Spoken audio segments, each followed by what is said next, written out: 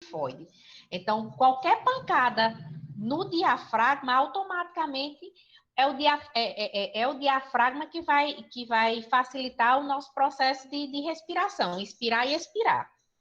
Uma pancada nele vai dificultar o processo de expiração ou de inspiração. Então, a pessoa ela precisa se manter calma para poder esse processo ele voltar ao normal.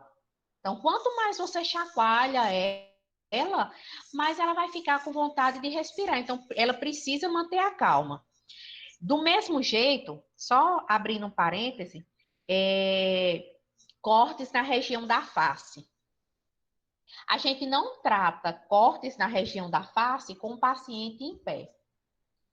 Por quê? Se ele está em pé, vai sair muito mais sangue. É necessário que ele esteja deitado e que ele esteja calmo. Quanto mais agitado num processo de hemorragia, maior a circulação sanguínea, mais sangue vai sair, mais sangue você vai perder. Então, o risco de um choque, que a gente chama de choque hipovolêmico, que é quando diminui o volume de sangue circulando no corpo, é bem maior. Então, mexeu com sangue, mexeu com respiração, calma, zen, tranquilidade. É viver no mundo Jucá, tá? Paz e amor, deixa as coisas fluírem, deixa as coisas acontecerem, para poder a pessoa voltar a respirar e a manter a circulação sanguínea constante. A paz de já. Hakuna Matata, exatamente, Roberta. Obrigado. Mais alguma pergunta eu posso continuar? Perda de consciência também chama a emergência? Depende, Brasil. Depende de como foi essa perda de consciência. O que ocasionou essa perda de consciência? Né? Foi um susto? Foi uma emoção muito grande? Foi o que a gente chama de confusão? De repente você chacoalhou demais sua cabeça, e a gente já falou nisso na sala de aula, que a nossa caixa craniana ela é maior do que o nosso cérebro, tá? Então, existe um espaço, tá? Entre o crânio, a caixa craniana, o osso, e o cérebro, tá? Então, algum movimento brusco que você faz com a cabeça, esse cérebro, ele vai bater nessa caixa craniana. Então, isso pode fazer com que você tenha perda de consciência, tá? Essa perda de consciência, ela pode ser momentânea. De repente, bateu a leseira ali naquele momento, né? Mas aí você voltou. Mas se de repente essa perda de consciência ela perdurar, é necessário uma avaliação neurológica mais aprofundada, né? Uma tomografia, para poder ver se não teve dano cerebral. Então, a perda de consciência ela vai depender muito do que ocasionou. Titia responde. Vamos lá, vamos passando.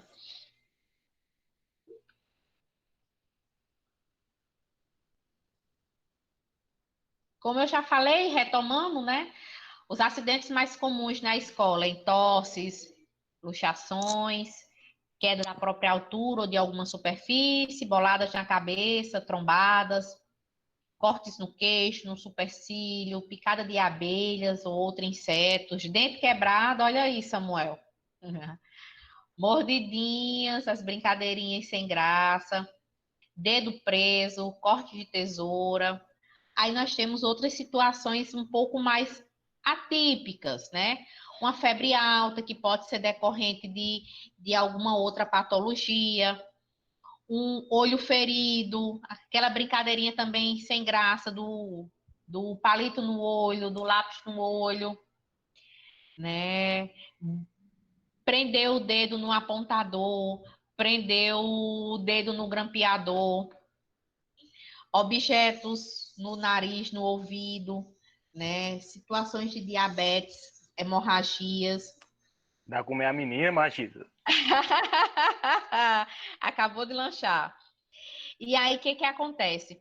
Por que é tão interessante que a gente faça essa triagem no momento da matrícula do aluno.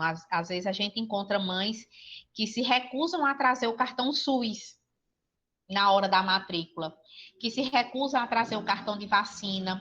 Por quê? Porque a escola ela precisa estar amparada do mínimo de informações possível a respeito daquela criança. Então, se a gente não sabe se a criança toma alguma medicação controlada, como lá na minha escola, nós temos crianças que tomam medicação controlada.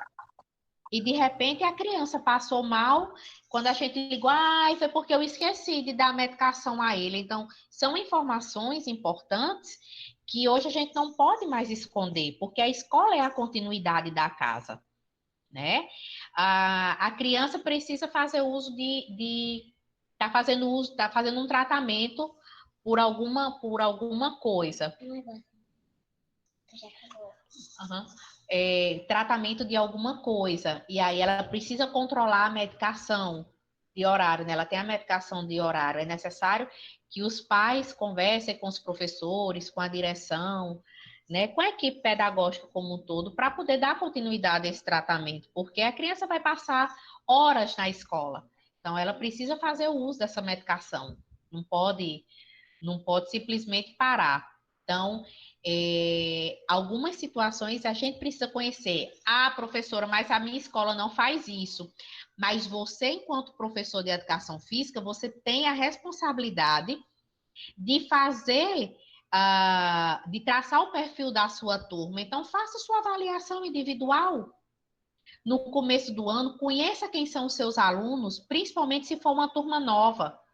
É a primeira vez que você vai dar aula nessa turma, você não conhece ninguém. Então, faça a sua triagem, conheça quem são esses alunos, monta uma fichinha, manda para os pais responderem, né? Ou na primeira reunião da escola, bota os pais para poder responder essas fichas, mas se resguardem de informações com relação a quem são os alunos de vocês, porque aí a gente não é pego de surpresa. Eu tive um aluno que eu percebia que nas pernas dele tinha algumas feridas que sempre estavam não cicatrizadas, né? Ou más cicatrizadas, uma cicatrização difícil. E ele era meu aluno do 6º ano, hoje ele é meu aluno do 8º. E teve um dia que bateu a curiosidade, né? Adolescente é um pouco mais complicado para você obter algumas informações, porque os pais já não vão tanto na escola, né? Algumas coisas, algumas informações eles escondem. E aí eu conversando com ele, eu perguntei o que era, o que tinha sido aquele machucado, se tinha sido picada de algum mosquito, se ele tinha alergia. Aí ele disse que estava investigando se realmente ele estava diabético. Olha aí. Dias antes dessa minha conversa com ele tinha passado mal na aula de educação física. Ele simplesmente começou a suar, eu percebi que ele teve uma quedazinha de pressão, né? Ficou mais pálido, um suor frio, né? E aí fiquei por ali, prestei assistência a ele, não deixei ele participar mais da aula. Com poucos dias eu vi essa questão das pernas dele. Aí casou as informações, né? Se ele está fazendo investigação para diabetes, então o que ele teve na aula passada pode ter sido ou uma hipoglicemia ou uma hiperglicemia. E essas feridas é justamente decorrente de quê? Da dificuldade do processo de cicatrização que o diabético tem. Então, vejam a complexidade da coisa. O quão é importante a gente conhecer os nossos alunos. Então, a escola não faz, faça por si próprio, né? Se resguardem. A gente que é da arte marcial, acontece muito de apagar o companheiro que fazer de maneira correta para retomar. Ter cuidado, Wellington. Depende assim. É sabido que alguns golpes da arte marcial realmente causam a perda de sentidos, né? Quando você vai trabalhar nessa região do pescoço, algum movimento de região de pescoço, região temporo frontal, né? Também essa região aqui do rosto, alguma pancada aqui também a pessoa tende a apagar. A olhos, né? Pancada nos olhos também a pessoa tende a ter perda de consciência. A famosa região epigástrica, né? A boca do estômago também tende a pessoa a perder consciências. Então, assim, primeiro, primeiro de tudo, explicar que essas situações podem vir a acontecer. Às vezes é inevitável, às vezes no movimento mais brusco, naquela empolgação, você pode estar levando a pessoa a apagar. Então, primeiro explicar que isso pode vir a acontecer, que tais movimentos podem acontecer, podem ocasionar isso e aquilo, tá? Segundo, se acontecer, dá espaço para poder a pessoa respirar, tá? E observar os sinais vitais. E vamos lá conhecer quais são os sinais vitais, porque se eu sei dos parâmetros de sinais vitais, se eu sei dos parâmetros de respiração, se eu sei dos parâmetros de pulso, né? Então, eu tenho como ficar tranquilo e esperar o tempo daquela pessoa retomar. Se eu desconheço isso, eu vou ficar mais tenso, com medo de ter matado aquela pessoa, né? E aí eu não vou conseguir prestar assistência de qualidade. Então, vamos conhecer os nossos sinais vitais para a gente poder não passar mais por esses perrengues, tá? Mas de todo jeito, Eriston, cuidado aí nos golpes no povo, né? A não ser que seja aquele inimigozinho, aquela pessoa que você não vai muito com a cara, tá? E bota para descer mesmo.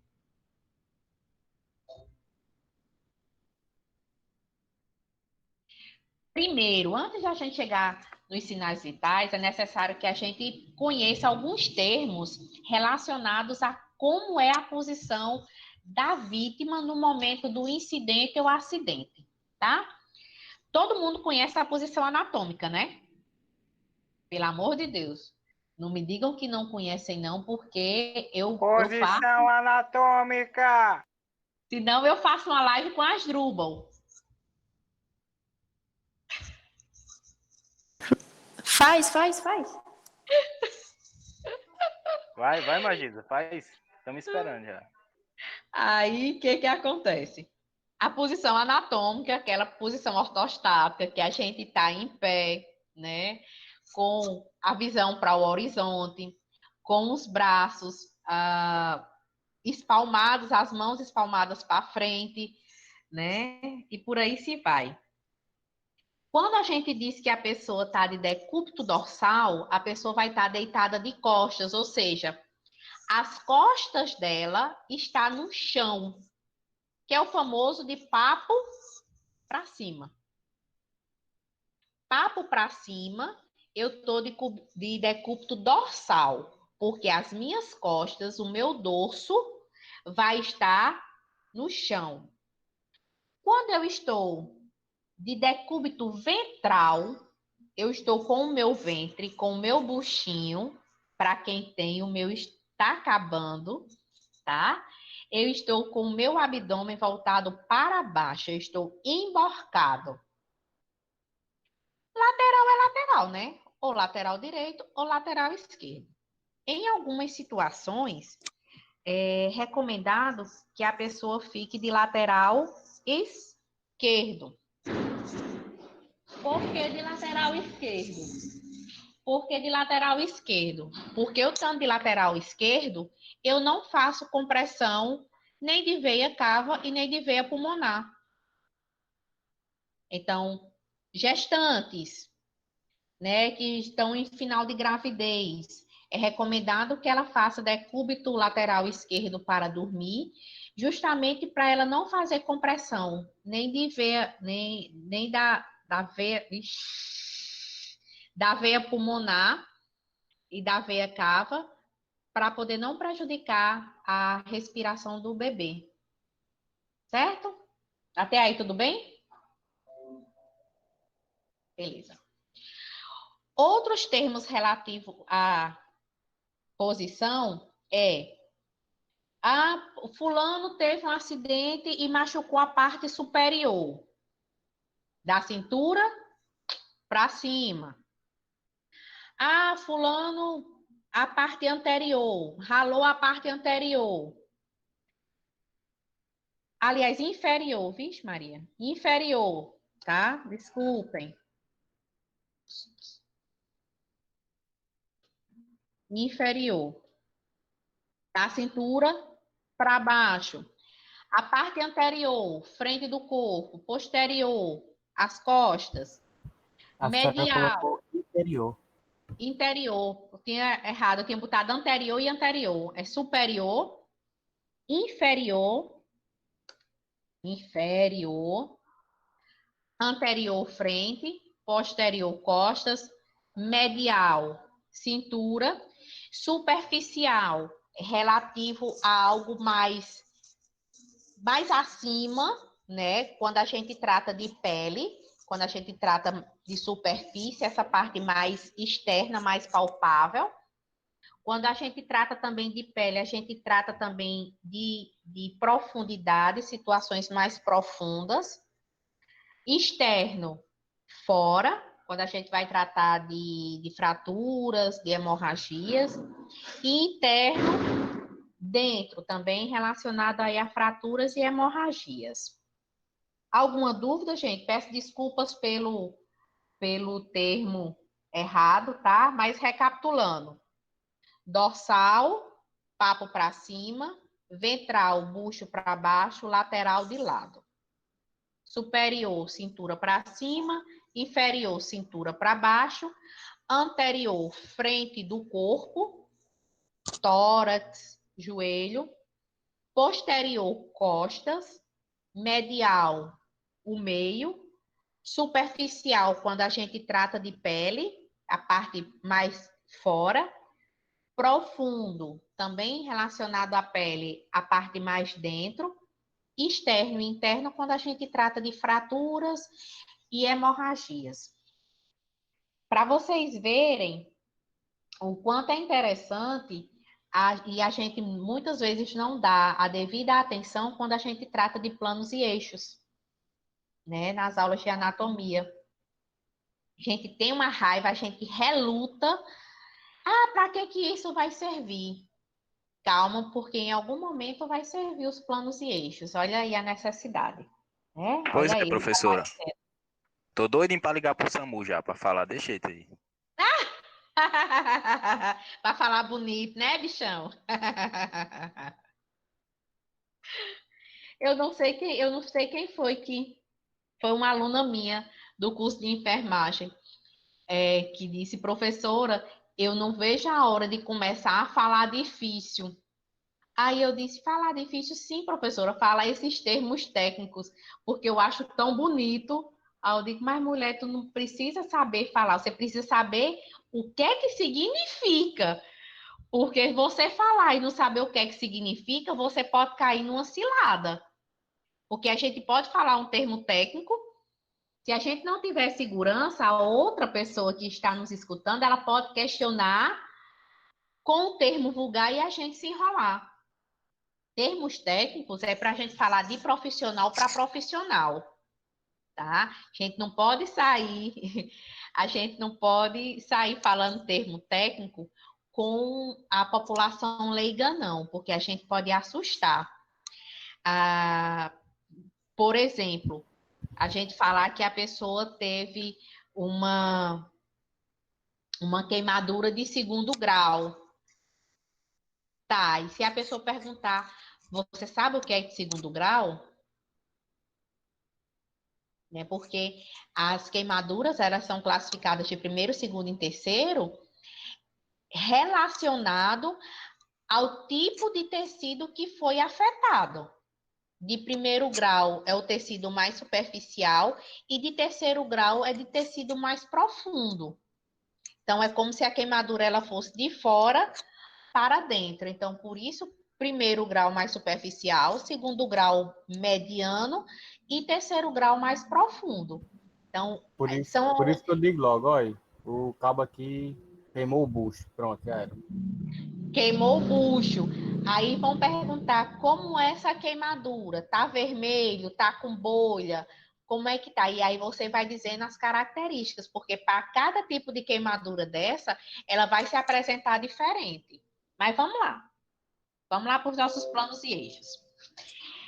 Terminados os nossos planos e eixos, a gente precisa entender os nossos sinais vitais, porque a partir deles a gente vai dizer se realmente essa vítima está consciente, se ela está inconsciente, se numa aula de lutas, de jiu-jitsu, a pessoa apagar e aí ela está demorando a voltar, então é necessário que eu conheça esses camaradas. Nós temos hoje cinco sinais vitais. Antes nós só tínhamos 4, tá? Hoje nós temos 5. Por quê? Porque a dor, ela